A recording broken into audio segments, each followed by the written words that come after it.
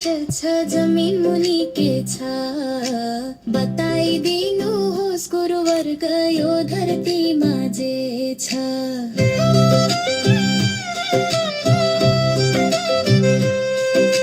पूर्व पश्चिम उत्तर दक्षिण किन चार किल्ला आइतदेखि शनि हप्ता